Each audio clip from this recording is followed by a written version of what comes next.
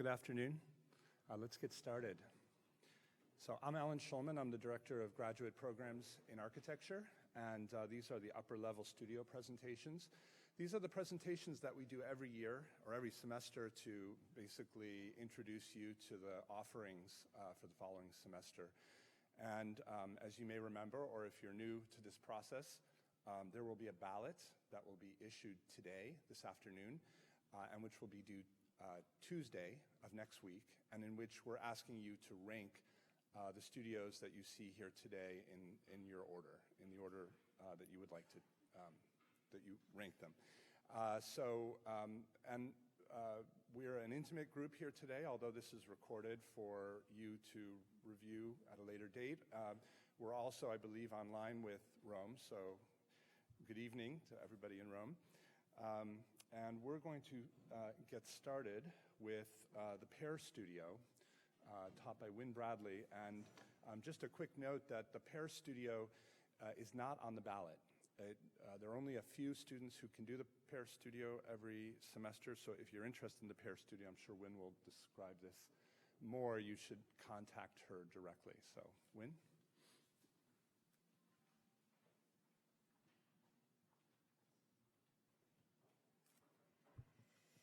Hello.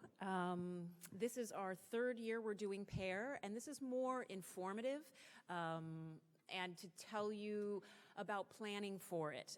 If you're interested in doing Pear this coming spring semester, it needs to be done you need to contact me now, today.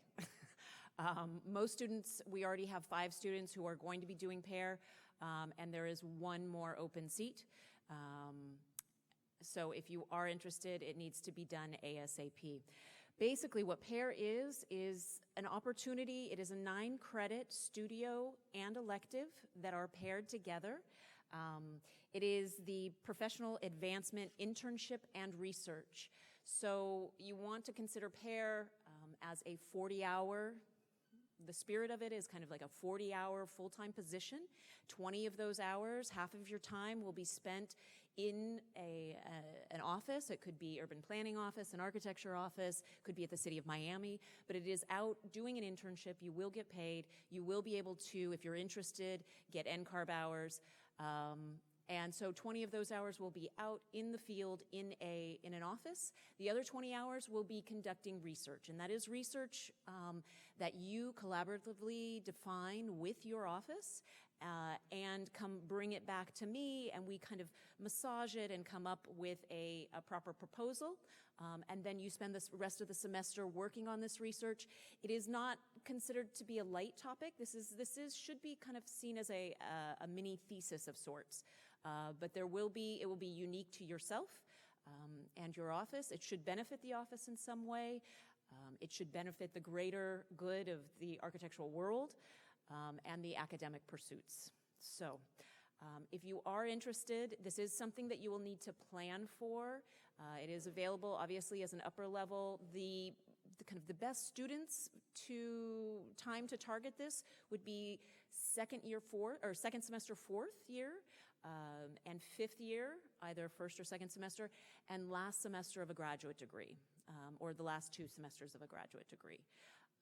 If there's any questions, my email is there, wbradley@miami.edu. It is also very easy to find me. I'm right above Academic Services, Anna and Denai, and in the Dean's Suite. So come seek me out with any questions. But there is some planning that needs to go ahead. It's not as easy as just choosing it on the ballot. Thank you.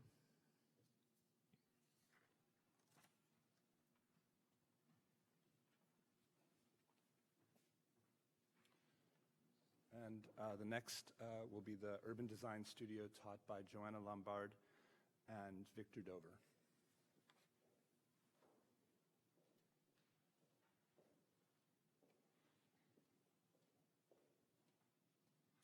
Hi, thank you very much. I'm actually here. Victor, come on up. I'm here representing a whole team of people. Mariska Vasconez was going to be here today, but she's reviewing projects for Taliesin in Phoenix, so she couldn't be here. And I'm really happy to be here with Victor. How many of you know Victor Dover? This is a pop quiz. Okay, so all right, so we're really excited. excited to be doing this. Well, first of all, let me just step back a minute. The Urban Design Studio is really about half the people who are already in the studio are signed up for it because they are the students getting a Master's of Urban Design. And then we also take about 4 or 5 students who are upper level students, ranging from 4th to 5th year. And there's a particular protocol that happens, and the students at the end who are getting the Masters of Urban Design are really on a track. For the students who are BArcs, you can can they get a certificate in urban design? Did we ever end up doing that? Okay, so you basically just get a letter from Liz Plater-Zyberg saying you did a great job, right? Okay, so what we do in the second semester, this is the second semester of the urban design program, is we start off with the Hines Studio for the urban design students. But for people who are 5th year architects, you can take Hines as a 3-credit elective. For people who are 4th year in the urban design studio, that group is a really interesting group because you can float around and help, but you are not officially allowed to be on a Hines team. We have found, though, that the 2 people who did that in previous years ended up getting honorable mention when they did do Hines in the 5th year. So for those of you that are in 4th year, whether it's studio or not, you might, we're going to have a session next week about the Hines competition. So that's the first 2 weeks. And then Victor takes over and is going to be introducing a project in Lake Wales. Do you want to say a bit about it? Sure. Okay. I get to take the middle third or so of the semester. So up to spring break. The end of the Hines competition up to the spring break. And so in between the two, we're going to look at Lake Wales, Florida, which is a chance for the students in the urban design curriculum to take what they've learned in Liz's studio this semester about the design of community, the architecture of the neighborhood, and put it to work on a site that has a lot of complex existing conditions. The most important or interesting one of those is that in Lake Wales, the town early in the 20th century was expanded and laid out in large part by the Olmsted Brothers firm, which was a group of preeminent practitioners who were the sons of Frederick Law Olmsted, the founder of the modern profession of landscape architecture. And they laid out Lake Wales with this big idea of a city and a garden. And so there's this really wonderful connection both to the legacy work of important practitioners whose practices informed the work of new urbanists today, and what we have to work with that has resulted over 100 years of evolution from it. There's still large vacant open parts of the canvas in Lake Wales, and we're going to look at how to fill those in. Thank you. So for those of you that don't know a lot about Victor, Victor was actually head of the CNU for 2 or how many?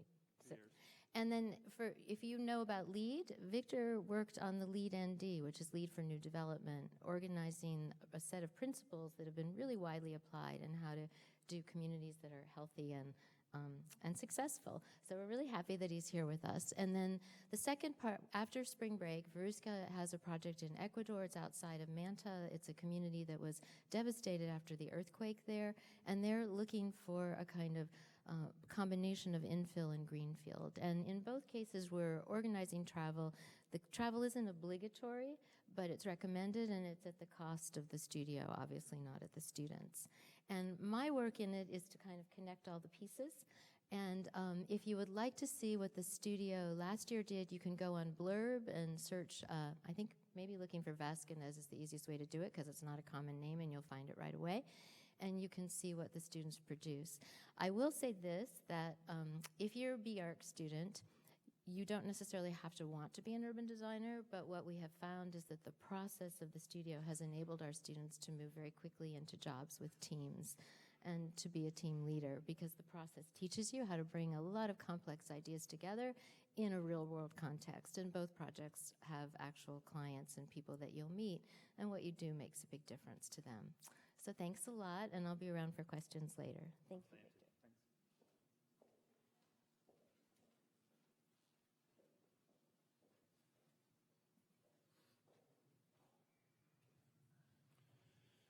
So about 2 years ago, we initiated half-semester studios. So it's the opportunity to work in more intense way for 2 halves of the semester on different projects, get more experience. And so this year, we have 2 studios that are offered, one first half, the other second half. And the first half studio will be offered by Renee Gonzalez, architect, And just to introduce him, Rene, who holds a Master of Architecture from UCLA, founded his own leading Miami firm here in 1997. The firm espouses the belief that a building is inexorably linked to the cultural and natural environments that extend well beyond its physical footprint. He has taught and lectured widely all over the country and has won numerous design awards. And his book, Not Lost in Translation, was recently published by Monticelli Press. So, Rene?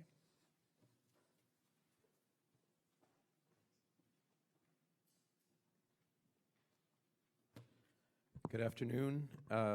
Thanks, Alan, for inviting me to teach this studio. I'm really pleased to be here. I think you have an incredible campus here, and it's really an opportunity to work in an area, meaning Miami, that has become, in a lot of ways, the center for architecture and design.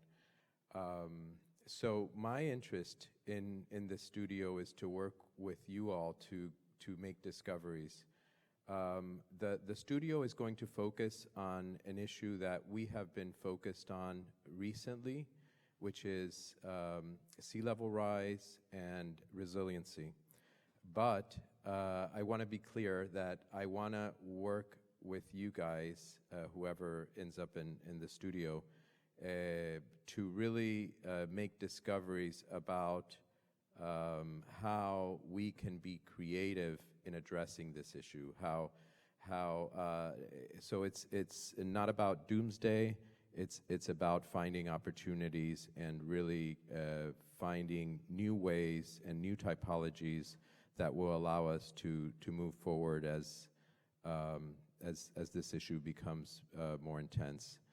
So the way that I intend to structure, and I appreciate also, by the way, and from the administration, the ability to have these 7-week sessions, because I may not be able to do it otherwise.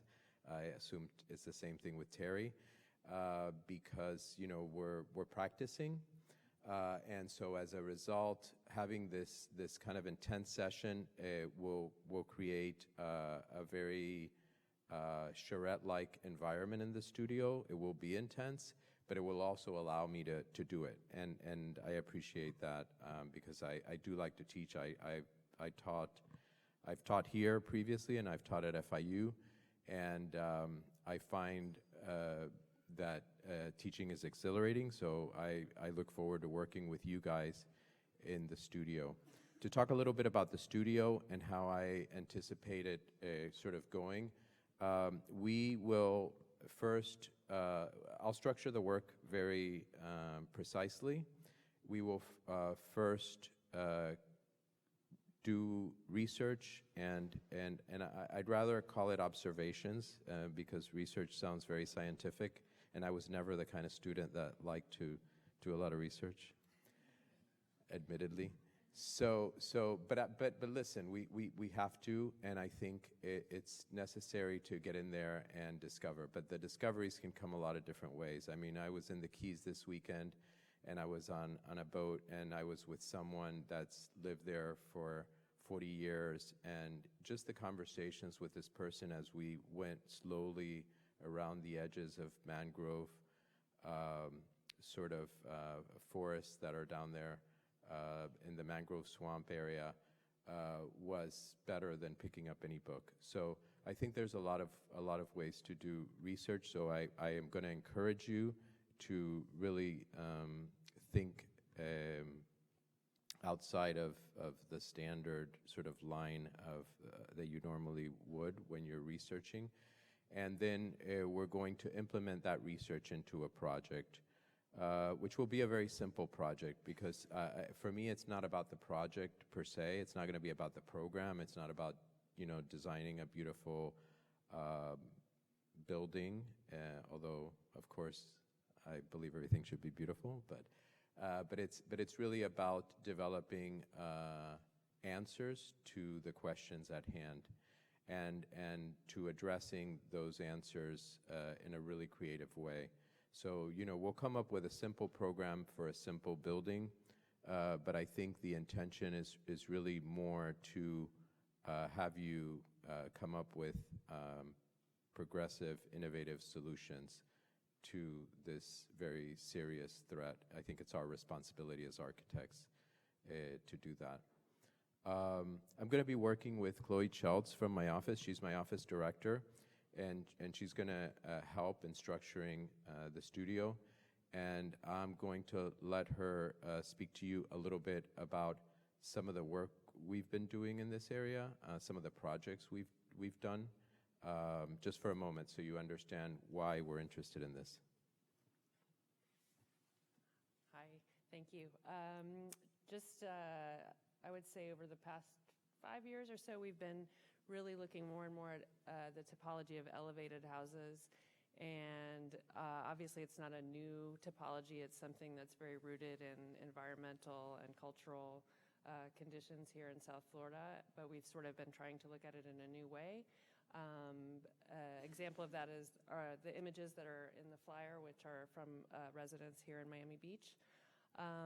And I think it's too exciting just that as a part of a working office, we have new projects all the time, and we need to be asking these questions of ourselves of what should we be thinking about in terms of materiality and all sorts of different elements that come across. So even though it's going to be, in this sense, part of a class, it's also an opportunity for us to take the information and the knowledge that we share and actually use it as a working office. So it's exciting.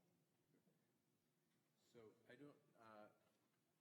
I don't know if it's out of line to ask if anyone has any questions, but I'm going to be sliding out immediately after this, so I thought I would, in case any of the students have questions now. No? This is a big hall, so I could see where it's like, okay. All right, yeah, of course. Both, yeah. Also, we have an info email that I check all the time. So Yeah, there's info@reneegonzalezarchitects.com, or you can email me at renee@reneegonzalezarchitects.com, or better, email us both, Renee or Chloe at. Okay. But you have. the Kardashians. So I look forward to it. Thanks.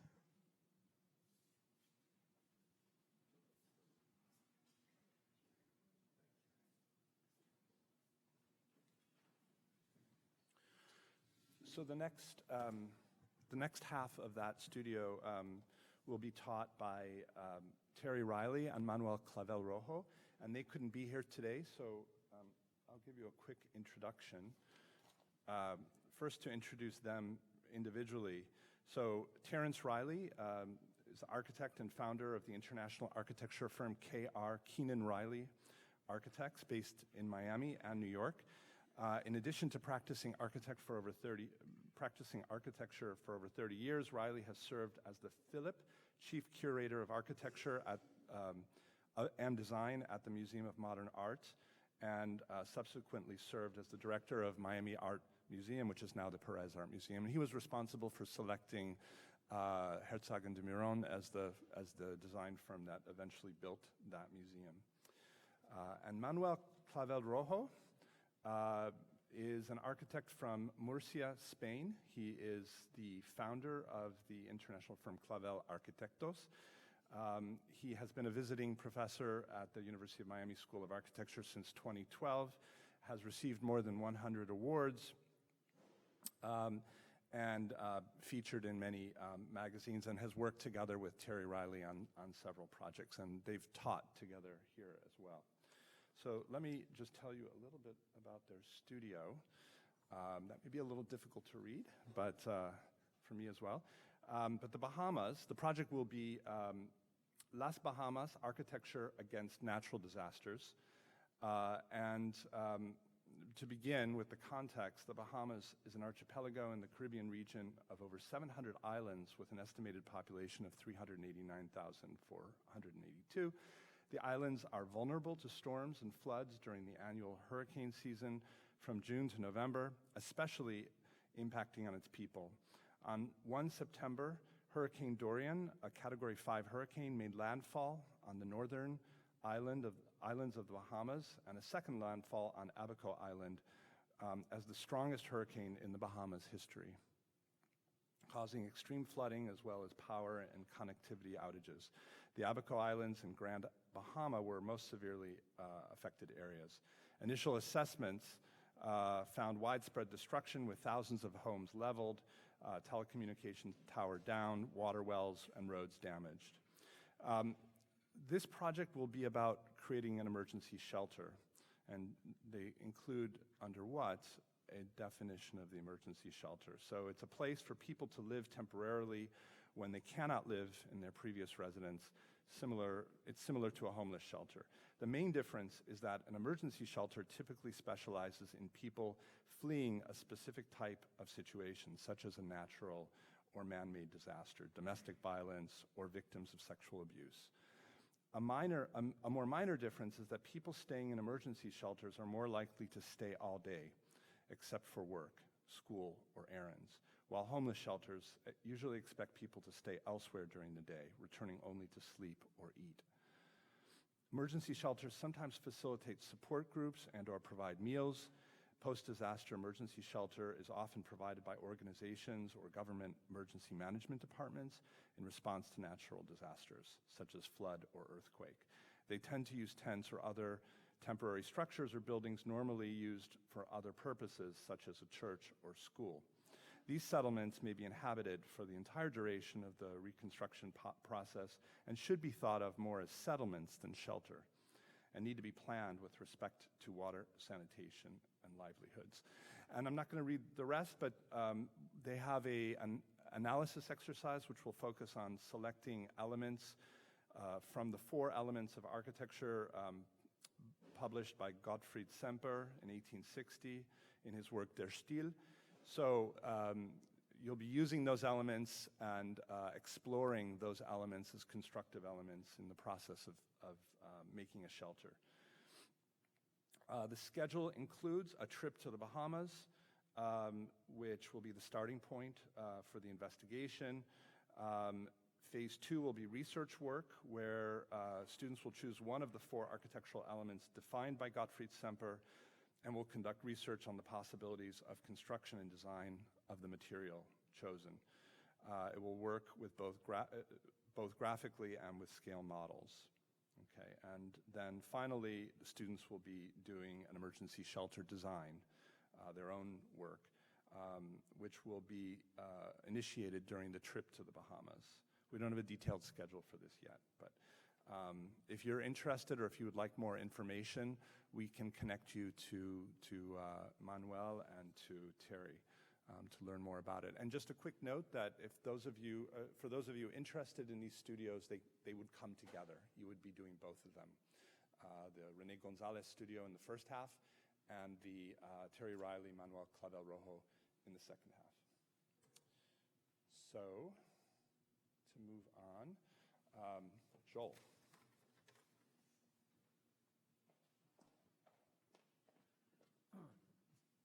So I applaud everyone who can do these presentations without visual aids. I cannot, so I have some slides.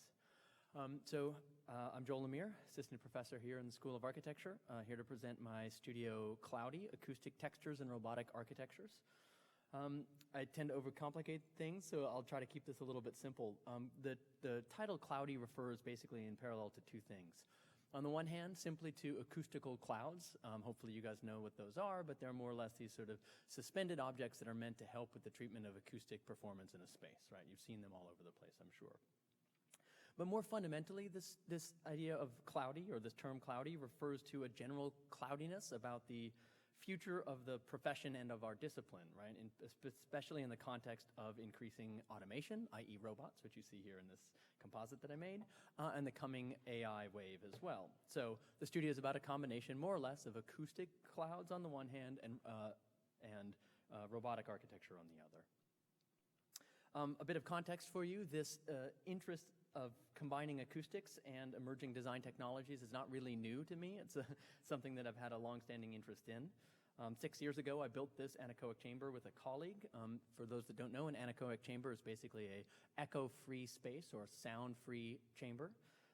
So the premise of this project, and the video isn't working on the right, but the basic premise of this project is that the visitor could walk inside, close the door behind them, and then be completely isolated, both visually, so it's completely dark, and acoustically, so there was no sound. And yet the whole thing rocks back and forth. And so the idea is that you would be sort of profoundly uncomfortable and destabilized when you went into this thing. And so that was the whole point of the project. So I would consider then the inclusion of this slide as a kind of asterisk, which I'd like to hang over the studio as a whole, which is that the studio is on the one hand about a kind of problem solving. We have this very explicit task of acoustic performance to take on, but it wants to have a lot more at stake than that, obviously, right?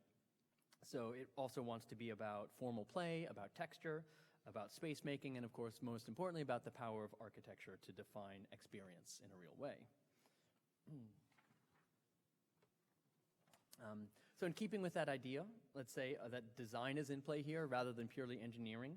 We will be looking at a range of precedents that try to do architectural work with acoustics, some of which are very expected. So this is Roland Snook's project, just called Sound Studio, where he uses computational techniques to define the textures for a recording studio. But I'm actually much more interested in examples like this, actually, right? So this is the ceiling of Sagrada Familia by Antoni Gaudi, which hopefully all of you know. A recent paper pointed out, actually, that the hyperboloid geometries in the ceiling ended up producing starkly different acoustical effects than conventional arches would, right? And so this is a kind of profound and direct link between the geometry of that ceiling texture and the experience of the space itself. And so this is, I think, a very powerful idea, and maybe defines the ambition of this studio best of any of the images that I've shown so far. Exemplifies this formal play and its relationship to space making through acoustics. In very concrete terms, we'll be using emerging computational technologies, primarily within the world of Grasshopper, to acoustically analyze existing spaces. And importantly, we will use these tools generatively as design tools to come up with new ideas and possibilities. Our site is the Murphy Building, which all of you know has very real-world issues with acoustics. And so that is going to be the site for our study. During the semester, we will be generating a whole lot of tests, computationally, but also through mock-ups and models at various scales, with the ultimate aim of producing, at the end, an actual usable acoustic cloud that will be hung in the Murphy space that will act as a prototype for how we might deal with the acoustics throughout the rest of the space over time. But on a less concrete level, I mean, just to reiterate the idea that I don't see this studio as kind of simply solving an acoustic problem or doing an engineering task. It's much more about speculation on new techniques and technologies that are becoming available to architecture, and has two pedagogical aims. First, it wants to crib heavily from the great work going on in design build, right? Like, I pretty much agree with much of what they're up to, sort of ideologically. I agree with the idea that using tools yourself, getting your hands dirty, making things at full scale, that these are inherently valuable learning processes. And so that's how we will be working in this studio as well. Rather than calling ourselves design/build, though, you might use the term sort of compute/fabricate, but there are a lot of parallels between those, unabashedly stealing that premise. I guess I should say at the outset that there aren't, despite the fact that we'll be using a lot of computational technology, there are no prerequisites for the studio. What I would like is for people to have a willingness to learn those technologies, not necessarily an existing familiarity with them. Okay.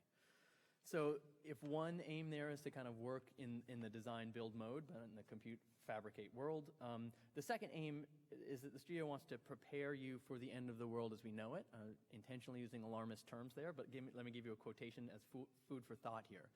Quote, estimates range from the cautious to the entirely hysterical, but one reasonable study predicts that by 2050, 1 in 4 working-age Americans will be unemployed, having been replaced by some form of automation.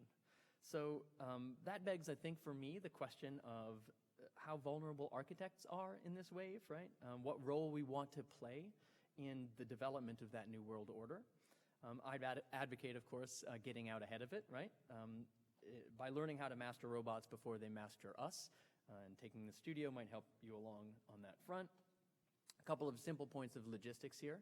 There are going to be two two sponsors for this studio, one of which is Grupo Arca, which is a materials supplier, who will be funding our materials throughout the process. So they're going to be giving us lots of stuff to play with and explore, and eventually full-scale prototype and making.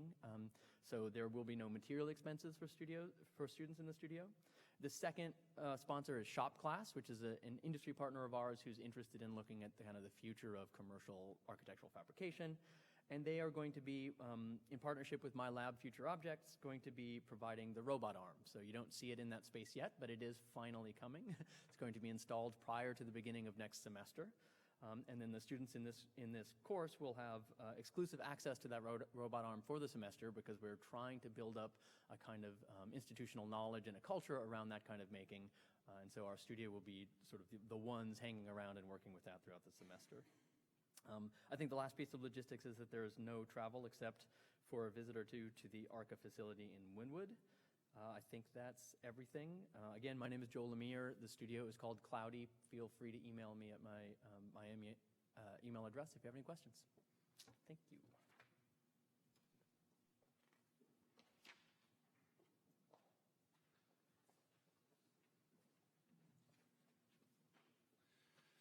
All right, this is the hotel studio. The hotel studio is about defining and making great hotels. What makes the hotel such a great study, such a great program? Well, for one thing, it's one of the few program types that span from the most private to the most public, and most intimate in terms of individual guest rooms, and the most public in terms of commercial and civic programs like restaurants, shops, lounges, gyms, spas, meeting facilities, ballrooms, etc. Hotels are also competitive incubators of comfort, convenience, and lifestyle innovation. So a lot of the things that we take for granted in the home today, like electricity, indoor plumbing, hot water, telephones, debuted in hotels. These were the innovators that launched those ideas. So in the U.S., by the way, hotels were also have an interesting relationship with housing. Hotels were, in effect, the first multifamily housing. And even today, there's housing that acts like a hotel, and there's hotels that act quite like housing. They are where culture and consumerism meet. Hotels are at the avant-garde of placemaking, identity creation, urban trends, and new models of urban life. And even as they enable transience and are part of the network, or make a global network of places that people can move between, at the local scale, they're really the building blocks they're part of the building blocks of cities and of urban culture. And if you wanted proof of that, you could look just here in Miami at a city like Miami Beach, in which the hotel was in many ways the primary building block of the city. So, and by the way, hotel development and design occupies a huge slice of the global design industry. So I think many of you probably upon graduation might be working on a project like a hotel. So to address these issues, the Hotel Studio was initiated in 2014 as a forum for the investigation of hotel architecture and the hotel as a building type. It is also a place for critical and creative reflection about the phenomenon of hospitality. And the studio emphasizes reciprocity between research and design, and between real-world limitations and critical thinking. In spring 2020, so this coming semester, the Hotel Studio will be sponsored by Fort Capital Management, the developers of the Four Seasons Hotel at the Surf Club. And they will be our client for the studio. And they have asked us to explore the phenomenon of hospitality and emerging issues, trends of hotel design in the 21st century, and in particular, how young people, young consumers, interact with hotels. This is their mission. So the studio will comprise two phases. The first phase, a research phase, will emphasize documentation, analysis, and visualization of the industry and the changes that are transforming it, and provide critical market research towards new hotel development. As part of the research, the studio will travel to New York City. It's a reimbursed travel, where we will visit a number of new hotels and existing hotels and investigate recent trends and developments in the industry. We're going to produce and present a pamphlet of research, assembling the numerous threads of our investigation into a coherent narrative for the client. And the second phase of the studio will be a design phase. So there will be, students will design their own framework for their project and then create their own project design demonstrating critical architectural solutions and sustainable design strategies. And just to be upfront, looking for a motivated group of students. This will be a rigorous research and publication effort. The work will move, although it's spread across a whole semester, it'll move quickly, but I think it will be quite rewarding. And next, I'm going to, I think, After the Storm. This is Professor Teofilo Victoria and Ricardo Lopez.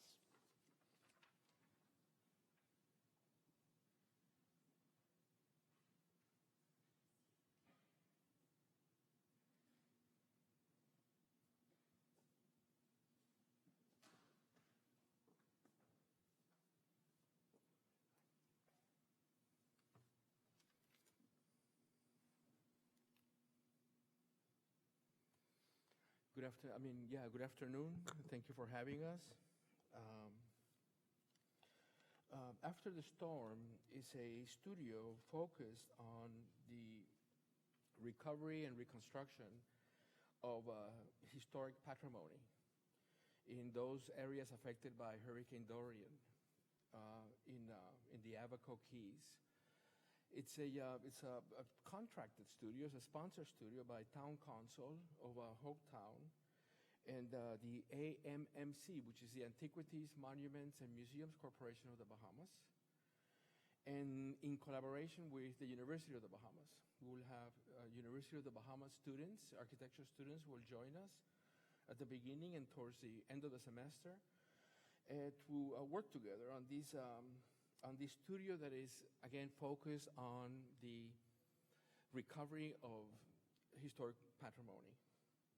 Historic patrimony in the Abacos consists primarily of buildings constructed at the end of the 18th century by the Loyalist migration from the United States, who settled in a number of Commonwealth islands in the Northern Caribbean. It's not the Caribbean, really, but close enough. And these buildings are very beautiful buildings, by the way, and did very well during the storm. They have been doing very well for the last 200 years or so. But also, the urban patterns themselves, these little towns, small towns, settlements that were established then at the end of the 18th century are quite beautiful and enigmatic and compelling and certainly worth preserving. The studio is divided into three parts. The first of which is in collaboration with the CCC, which is the Center for Computational Science here at the University of Miami, and it will be focused on documenting existing conditions through mapping, photonometry, eye-point cloud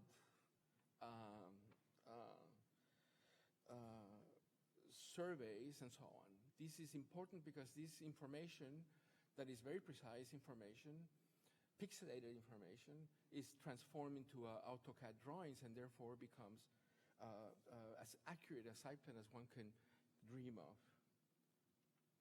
The second part are projects, and there are two projects that we have been asked to address. One of them is the clinic of the town, of Hopetown in particular, and the other is a schoolhouse, which is relatively small, but nonetheless, because an interesting project.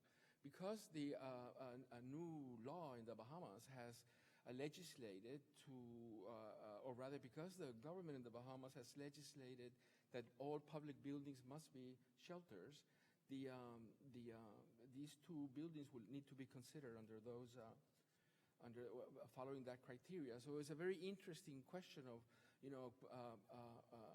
contemporary materials and methods of construction, and of course the historic patrimonial dimension of these buildings.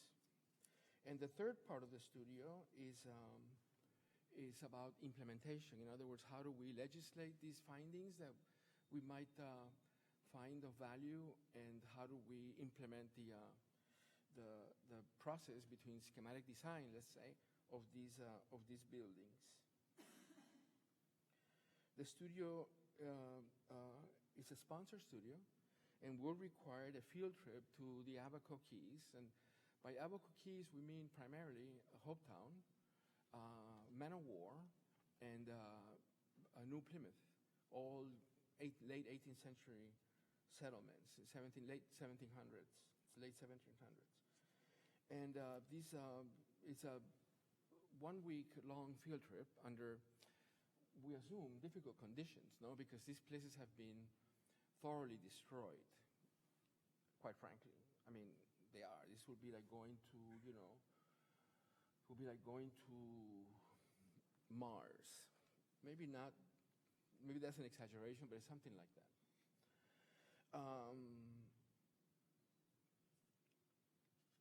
The topics of concern of the studio are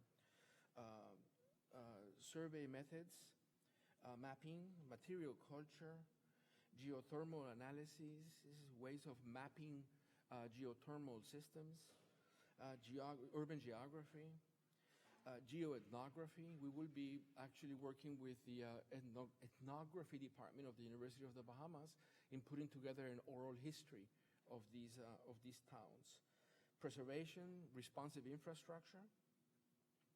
And I should mention also that the studio is being offered in conjunction with ARC 551, which is the HABS course, Historic American Building Survey, who will join the studio and actually be part of the field trip for the purposes of documenting historic structures. Anything else you would like to add? The studio will be going to the Bahamas, and the field trip will be sponsored by our sponsors, so the students won't have to pay their way. Ricardo's worried that no one will sign up for the studio. But yes, this is a fact. Yeah, no, the only thing I would add is that, this is a very real project with real implications for the Bahamas. We've been nurturing partnerships at, local and national levels, public sector, private sector. I think that they have, real cultural patrimony, which is valuable to them. And, along the list of many things that they have to do after a storm, the preservation of historic buildings might not jump out as, primary importance, but as Professor Victoria mentioned, these settlements have been around for a couple hundred years, and in many instances are, thriving places today. So I think it should be really rewarding and very real kind of engagement. The last thing I would say is what's written in the flyer, and it's an attempt to describe this effort as a lyrical effort, as opposed to a prosaic one, where the questions of memory and recovery, both spiritual and physical, are addressed through architecture. Something that we believe architecture can be effective in addressing. So it seems at first glance that it's a rather straightforward affair. But what we're after, though, is the less evident meaning of cultural patrimony as it is represented in these buildings that are here described in a watercolor by Winslow Homer. This particular painting is a watercolor painting. It's called Bahamas 1885, I think it is. And it is our idea is to approach this project in the manner that Winslow Homer might have been looking at this type of, weather disastrous event or circumstance in this geography. Thank you very much. Thank you. If you have any questions, please don't hesitate to let us know. Thank you.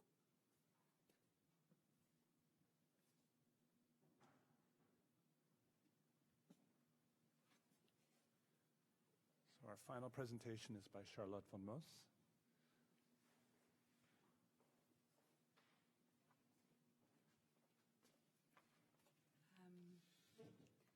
Good afternoon. So my studio, upper level studio, will have the title Miami Social Infrastructure. It's again a studio based in Miami, and again somehow at the threshold of urbanism and the concrete architectural project. Inspired by the claims of the sociologist Eric Klinenberg in his recent publication Palaces for People, that social infrastructure, the physical places and organizations that shape the way people interact, could indeed help solve some of our most pressing societal challenges today, like, of course, global warming and a growing population.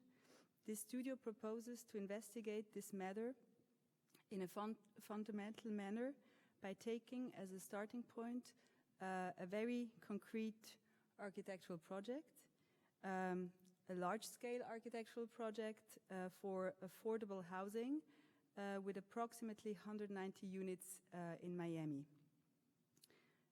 Within this theoretical umbrella, we will be working under the guidance and sponsored by local developer Vagabond Group. I think it's a very interesting developer who has a kind of interest on the one hand on the architectural legacy of Miami, but on the other hand also in social projects. So I think it's quite a good match for our theme. And we will be working on an existing site that they own already in Little River, so North Miami. The challenges of meeting the programmatic requirements of our client, the Miami 21 zoning code, and the efficiency that such an economic construction obviously demands, will not be seen as mere constraints and limitations, but rather as potentials and an opportunity for profound questioning and rigorous reinvention of this housing typology. Altogether, our hope and intention is to create imaginative projects which respectfully confront both reality and history, generating genuine forms of social resilience that open up new ways of experiencing collective life. Also, this project will be sort of, on the one hand, I mean, there will be mandatory site visits in order to find out more about the context, the larger and the more concrete context of this large-scale project, and also mandatory physical model building. We will be working in teams of 2, so if you have a colleague that you like to work with or think you like to work with, please come together and find out. And also, of course, we will inform and ideally, as a group, as a collective, become obsessed with the history of social housing. So I want us to really understand and study historical references, but also the most contemporary examples of social housing in the States, but also, of course, in Europe, where there's maybe even more examples of it. Yeah, I think it should be a really exciting studio in conversation and confrontation with an existing client. So, but of course, we also want to stay academically independent, so we don't want to just be service providers. So I think it's really about questioning the program deeper than in the kind of normal work context. I think this is about it. If you have any questions, don't hesitate to send me an email, cvonmoos@miami.edu. Thank you.